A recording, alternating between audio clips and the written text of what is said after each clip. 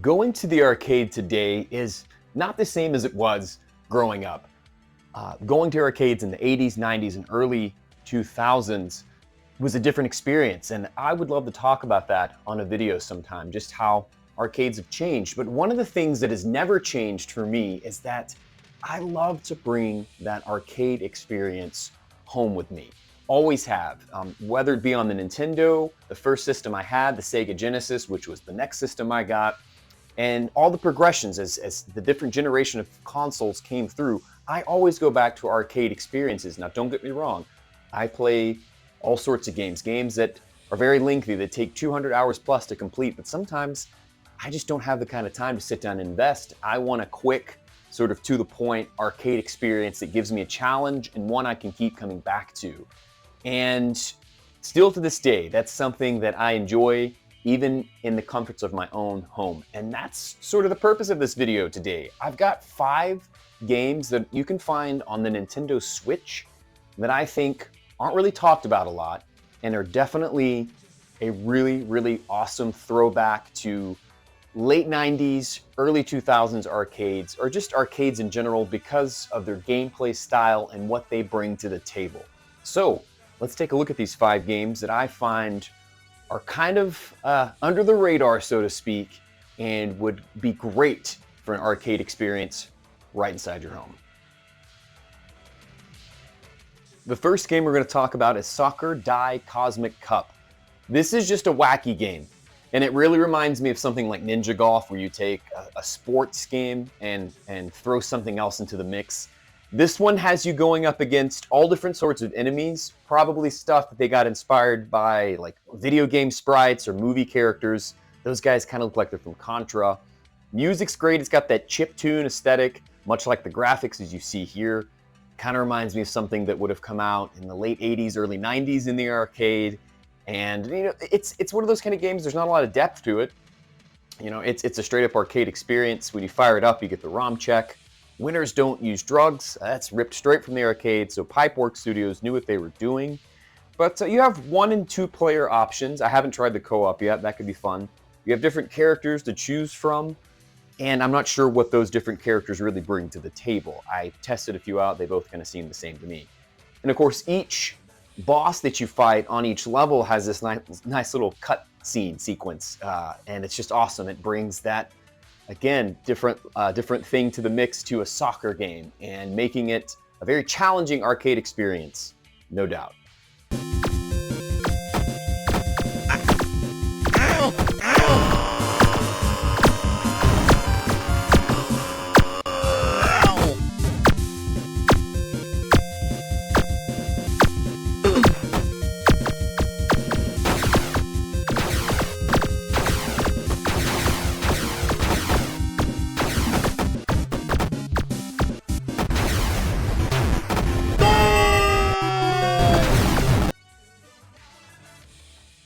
The next game on my list is Vertical Strike Endless Challenge. This game's not going to be for everyone, and I think of all the games on my list, it does lack the speed and intensity, maybe, of an arcade game. It's a very chill experience for what it is. You basically choose from 1 or 2 fighter jets, and you fight after endless wave of either enemy fighter planes or surface-to-air, I believe it's battleships and seacraft. So I've only ever done the air-to-air combat, but it's really awesome. I mean, like I said, you go through wave after wave. It's endless, as the name would say, and it gets harder and harder, and I think it really does capture that feeling of dogfighting very well. And as more enemy fighter jets are on screen, you'll get the assistance of an AI counterpart, but it gets kind of challenging. It gets pretty intense, actually, now that I think about it, more intense than I kind of remember in watching some of this gameplay, because they're after you and the sky is full of bogeys, so to speak. I like that it keeps you coming back to just outdo your high score, and you don't have to spend a lot of time leveling up an aircraft. You can outfit it with different things when the game starts. But other than that, you know, you fight over the same landscape, which for some people may be boring, but all the action's in the air anyway. So it could be anywhere that you're fighting. It doesn't have to be a specific place. They kind of left it open that way. But you can switch to like the cockpit mode. I kind of like having the fighter jet in front of me, but I promise you, shooting down planes wave after wave like this and really getting that sense of accomplishment that you tracked them down will never get old, nor will seeing the enemy's fighter jet sort of fall completely helpless to the ground. That never gets old either. So check this game out if you're looking for a pretty casual arcade experience of a flight simulator or fighter jet experience.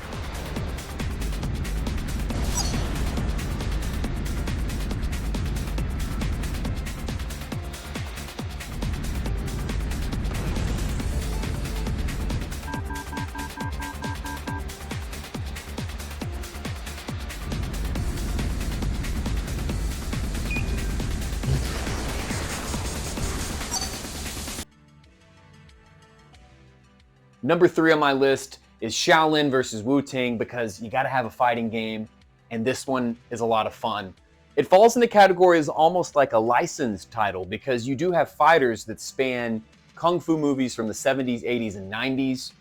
You've got all of them here. Now, they may not be named exactly like Jean-Claude Van Damme or Bruce Lee, but their style of martial arts is captured. And what's really neat about this game is each one really plays differently, and you kind of have to learn their combos, which are easy, to get the most out of it. The learning curve's not huge by any stretch, but I will say the first time I fired it up, I was a little disappointed. And then once I got the hang of it, and once I realized that each fighter kind of has their own rhythm, and I guess that's probably the same with any fighting game, really. They're going to be sort of challenging until you wrap your head around it. If you're expecting something like Street Fighter or Mortal Kombat, you're not going to really get that. This one is a pretty stripped down fighter, but it's got all the different martial arts styles. And you have the added bonus of having a melee weapon that you can use at your disposal. This game's a real blast, and I just had a ton of fun playing through it. The music is taken straight from kung fu movies of that era, 70s, 80s, some in the 90s. As you can see here, you can do classic matchups straight from the film in many different arenas, and they are taken straight from kung fu and martial arts movies. It's really, really great. There is a way to, I think, do multiplayer, if I'm not mistaken, but I don't know if there's any other modes than that. It's pretty bare-boned, but they really didn't leave any stone unturned. And if kung fu movies is your thing, fighting games is your thing, or even if it's not, there's a tutorial at least. And as you can see, the combos are pretty easy, and each player has a special move and sort of a dynamic move that takes off a lot more health. You can string together some awesome combos. It's an absolute blast.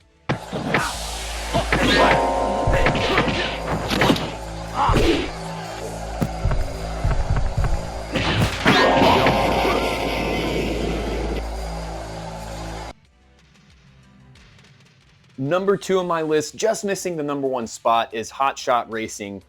I've had a blast with this game, and I've played it probably the most because there's more depth here.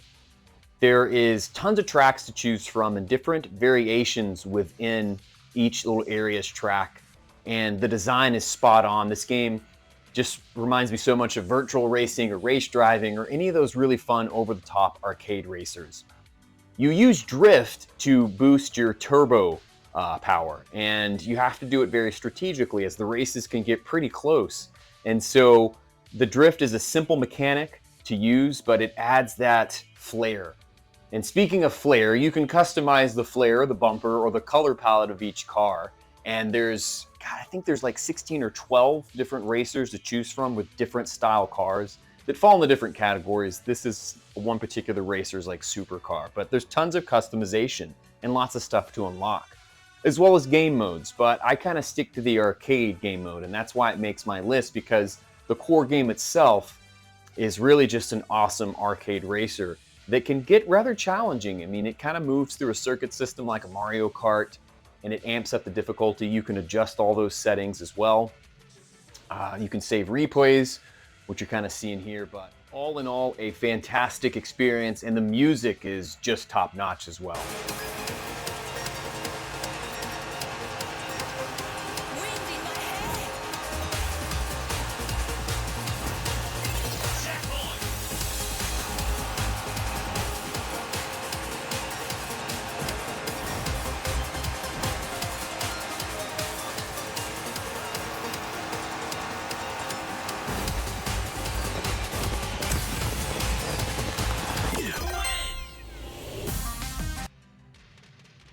Number one on my list is Assault ChaingunS KM. I cannot say enough good things about this game. It is a love letter to mid-90s, late 90s on-rail light gun shooters. And of course, back then in the arcades, you would bring these experiences home with you. They just weren't quite the same. It was certainly better than the arcade, and light gun experiences these days are getting easier to emulate, but they're still kind of challenging, and I think that's where the Nintendo Switch comes into play, because you have the ability to use the Joy-Con, which works really well. I mean, you can adjust the sensitivity and the sight speed to get it to fit to your play style and how you like. The game's not going to win any awards for depth on content. I think there's like a score attack along with the arcade mode, and the score attack is just sort of an endless thing where you rack up more time. There's 6 stages, and I think there's enough here to keep you coming back for more. I think you can bring up to 4 players, 3 players, so 4 total co-op. I'm sure that would be chaotic. Sometimes the game starts off a level with like a mini boss, like you see this one here, sort of going down the city highway, taking on this very sort of Metal Gear looking Skynet piece of military equipment. And I don't really know what the story is, but I don't really care. This is just what's so great about arcade games, is that you keep coming back to get a little bit further, get a higher score, experience it with your friends, and I just think this game nails that aesthetic, right? Nails that vibe of something like Gunblade New York, obviously, LA Gunner, or Gunblade LA, Time Crisis, Virtual Cop, back when Sega and Namco were just duking it out for superiority with their light gun experiences. And so it may not be the 4D light gun experience you would get in an arcade today, but it's like unwrapping a brand new arcade cabinet from the 90s right in your living room. And for that, it's number one on my list for sure.